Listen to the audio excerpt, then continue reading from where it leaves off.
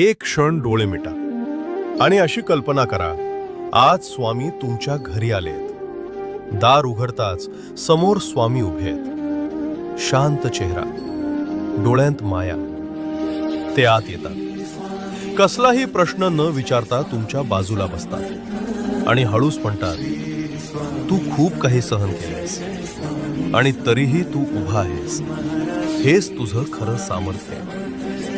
जे तुटलं ते तुला कमकुवत नाही तर शहाणं बनवतं. जे झालं नाही त्यासाठी स्वतःला दोष देऊ नकोस, कारण योग्य वेळ नेहमी योग्य उत्तर घेऊन येते.